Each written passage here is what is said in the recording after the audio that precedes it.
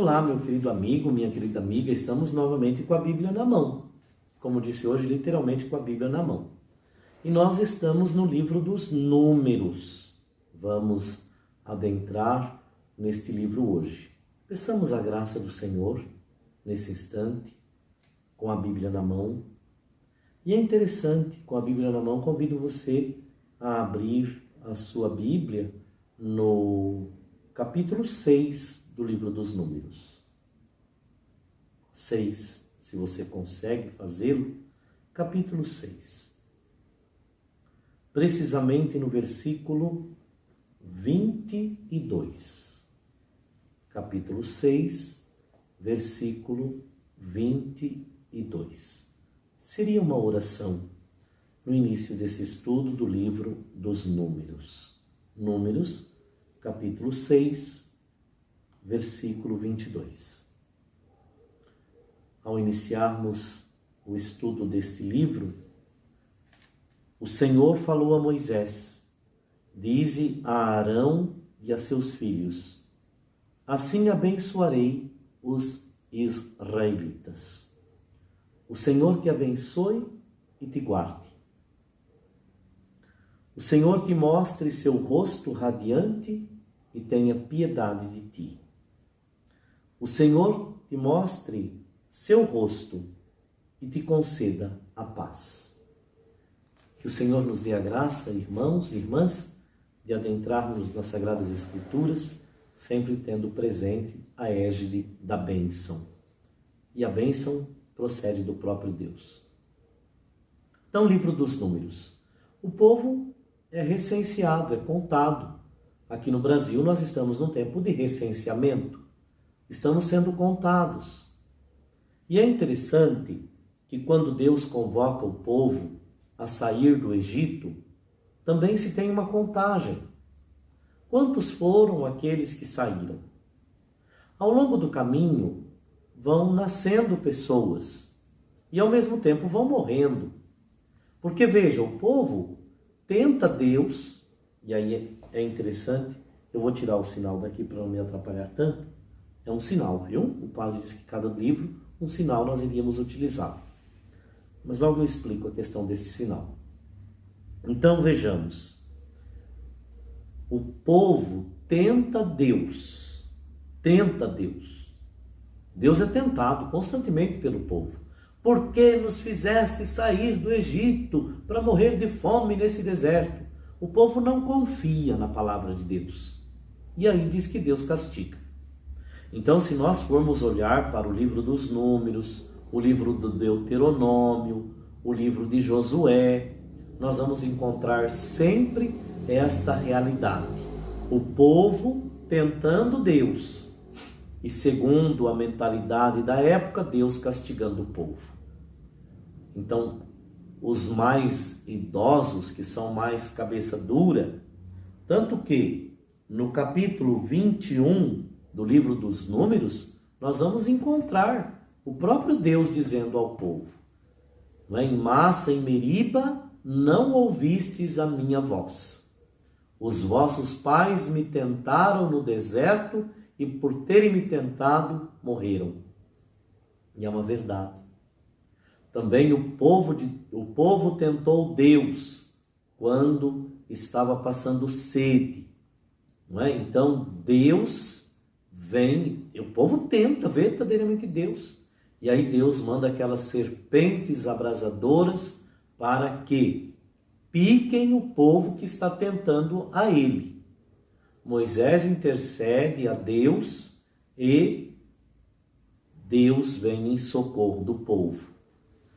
Então o livro dos Números é este livro emblemático, onde a cada estágio da caminhada de 40 anos pelo deserto, o povo tem uma realidade de censo.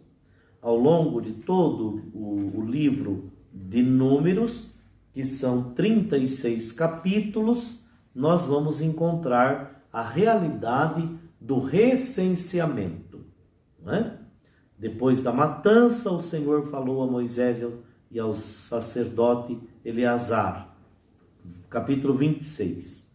Fazei o recenseamento da comunidade, registrando por família todos os israelitas acima de 20 anos aptos para o serviço.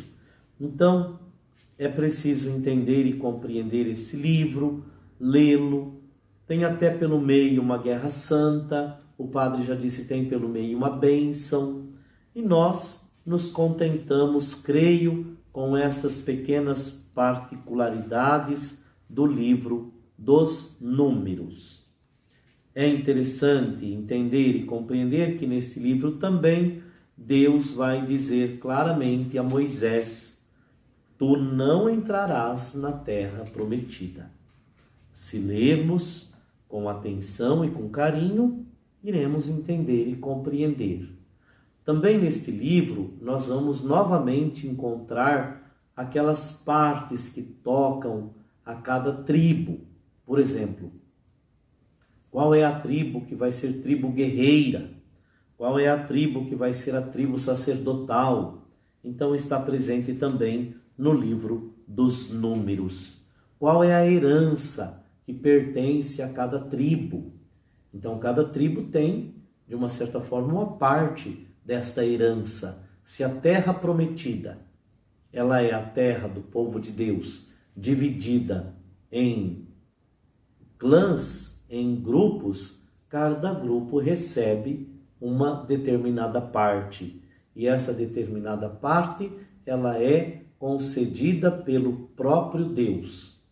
Fazia dia destes uma reflexão a respeito. Tudo aquilo que nós temos é dom de Deus e nós devemos ser gratos a Ele. Então, por que o padre trouxe esse sinal aqui? É um pequeno ornamento. Nós vamos ornamentar, porque o livro de Números também coloca esta questão de forma muito prática. A questão da ornamentação do templo.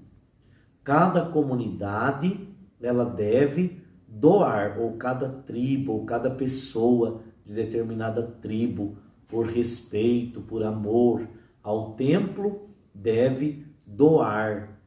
E olha que foram doados quilos e quilos de ouro para um candelabro, não é? O candelabro israelita, ele tem 7 velas. Eu procurei o meu porque eu trouxe um pequeno de 7 velas, porque o judeu vai acender em cada dia da semana, não é? Na segunda-feira ele vai acender uma vela, na terça-feira acenderá uma outra vela, na quarta, na quinta, na sexta. Então aqui são 3 velas deste lado e 3 deste. A do meio, ela simboliza o centro da vida e ao mesmo tempo o dia santificado do Senhor. E no 7º dia se acende a vela do centro para dizer, não é? E é preciso entender, por isso que eu trouxe o candelabro, não é? A lei, ela determina que nós sejamos capazes de santificar o dia do Senhor. E aí eles fizeram um belíssimo candelabro com as suas doações para a ornamentação do templo. Não é? Olhe desta forma. Aqui nós temos a estrela de Davi, não é? E as velas acesas no candelabro. Livro dos Números, 36 capítulos que nos ajudam a entender o recenseamento, bem como algumas normas e regras de conduta e a herança das 12 tribos de Israel. E vamos hoje ainda olhar para o livro do Deuteronômio, o último livro que fecha o Pentateuco. São 34 capítulos deste livro e, novamente, o que nós encontramos no livro do Deuteronômio. Quando estamos a caminho e fazemos um caminho longo, muitas vezes nós vamos esquecendo de algumas regras, de algumas normas, de algumas prescrições. Então o povo de Deus se esquece da lei. Nós muitas vezes nos esquecemos de ir à missa no domingo. E sabemos que é um preceito importantíssimo. Então, quando Moisés escreve o livro do Deuteronômio, ele ainda não entrou na Terra Prometida. Mas o livro do Deuteronômio, o que é? Memória histórica. É fazer memória da história. Quando nós saímos do Egito, nós passávamos por estas dificuldades, mas o Senhor nosso Deus nos veio em socorro. Então, no capítulo 1, capítulo 2, capítulo 3, capítulo 4, capítulo 5, capítulo 6, capítulo 7, capítulo 8, capítulo 9, capítulo 10, capítulo 11, são todas estas realidades, não é, voltadas lá para o livro do Êxodo, quando no capítulo 15, capítulo 19, nós encontramos o decálogo, as leis, as prescrições relativas a Deus. Então, uma retomada da lei de Deus até o capítulo 12 do livro do Deuteronômio. Partindo do capítulo 12, nós vamos encontrar normas, regras, novamente relativas ao culto. Como devem ser as festas do Senhor, como deve ser celebrada a Páscoa do Senhor. Vamos encontrar também regras e normas sobre os despojos. Ora, o povo vivia em guerra. Afinal de contas, eles vão entrar numa terra que não é deles. E este povo caminhou 40 anos pelo deserto. Foram morrendo muitas pessoas. Então fez-se necessário tomar novamente, para que o povo jamais se esquecesse da bondade de Deus para com eles, as normas e as regras que foram prescritas ao longo do caminho, escritas pelo próprio Deus. Depois, no final do livro, o que nós encontramos? Primeiramente, aquela vontade de Deus. Por você, Moisés, ter me desacreditado em Massa e Meriba, você não entrará na terra prometida. Porém, Moisés se vê como aquele que cumpriu a vontade de Deus. E é bonito. Dia destes, eu faço aqui novamente esta memória. Dia destes alguém perguntou-me: Padre Nilson, por que tanto tempo na Guadalupe? Porque aqui eu estou como intercessor de Deus. Sou obediente à voz dos meus pastores, os meus bispos. Claro, não é meus, porque eu fui ordenado por Dom Domingos, depois veio Dom Luiz, depois veio Dom Celso e agora Dom Carlos. Sempre fui obediente. E o que eu estou fazendo aqui, se não sendo intercessor? Não é? E ao mesmo tempo fazendo memória, recordando fatos, acontecimentos bonitos desta comunidade. Então Moisés fecha o livro do Deuteronômio com um cântico. Escutai, céus, capítulo 32, Bíblia na mão, capítulo 32. Escutai, céus, eu vou falar, escuta, terra, as palavras da minha boca. Desça como chuva minha doutrina, destile como orvalho minha palavra, como chuvisco sobre a erva, como o orvalho sobre o capim. Vou proclamar o nome do Senhor. Reconhecei a grandeza do nosso Deus. Ele é a rocha. Suas obras são perfeitas. Seus caminhos são justos. É um Deus fiel, sem maldades. É justo. E aí ele olha para todos os filhos. Filhos degenerados, comportaram-se mal diante dele. Geração malvada e pervertida. É assim que pagas ao Senhor? E ele vai tecendo estas considerações, mas ao mesmo tempo enaltecendo a bondade de Deus, que o escolheu. O livro todo do Deuteronômio é como se fosse uma retomada das ações de Moisés em favor do seu povo. Moisés é o único personagem das Sagradas Escrituras, lá no Deuteronômio, que fala diretamente com Deus. É claro que nós vamos encontrar outros, alguns profetas. E depois, é claro, o seu filho, não é, a quem Deus dirige-se a ele.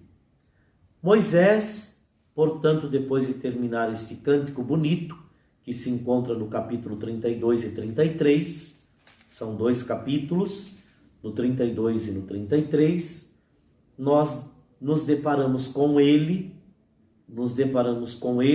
subindo ao topo do monte Nebo. Eu já tive o prazer de subir lá, já disse, tem uma capela belíssima dedicada a Nossa Senhora. Ali celebrei a Santa Eucaristia. Interessante, Moisés sobe ao topo do monte Nebo, dali ele contempla Jericó, a maior, ou seja, a mais antiga cidade do mundo. Ele contempla Jericó e o Senhor lhe mostra toda a terra, Galaade até Dan, o território de Neftali, de Efraim, de Manassés, o de Judá, o mar ocidental, o Negueb e a região do vale de Jericó, a cidade das palmeiras, até Segor, e lhe disse: esta é a terra que prometi a Abraão, Isaque e Jacó. Lembremos-nos, lá no capítulo 12 do Gênesis. É interessante que nós encontramos Abraão. E Deus faz uma promessa a Abraão: Abraão, sai da tua terra, que eu lhe darei uma nova terra. E aí é interessante todo aquele caminho de sofrimento, de dor, não é? A fome que o povo passa. José vai para o Egito, e aí Deus provê, Deus proverá, sua misericórdia não faltará. Vá sempre à dispensa de José. José é o dispenseiro do rei, e o povo não morre. O povo de Israel está lá escravo, aumenta, o faraó os torna escravos, e Moisés é chamado. Eu a darei à tua descendência, eu te fiz vê-la com teus próprios olhos, mas não entrarás nela. E aí morreu Moisés, servo do Senhor, em Moabe, como o Senhor lhe havia dito. Moisés morreu com a idade de 120 anos. Não havia perdido a visão, nem seu vigor havia diminuído. Os israelitas choraram Moisés na estepe de Moabe por 30 dias, até que terminou o tempo do luto.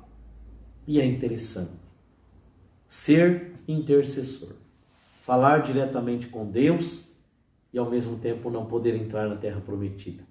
Por quê? Porque pecaste.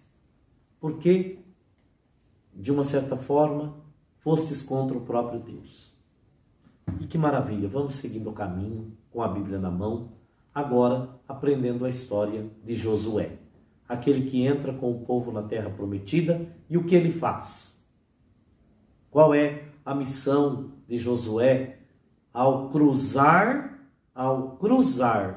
o Rio Jordão? É interessante que eles cruzaram este rio um dia, saíram da terra que eles deverão a ela retornar. Vamos ver esse passo logo mais no nosso próximo encontro, estudando não mais o Pentateuco, mas o primeiro livro histórico, o livro de Josué. Se você puder tomar a sua Bíblia e tiver um tempinho, né, vale a pena antecipar-se. Meu querido, minha querida, uma boa noite e até amanhã, se Deus nos permitir, em nome do Pai, do Filho e do Espírito Santo. Amém.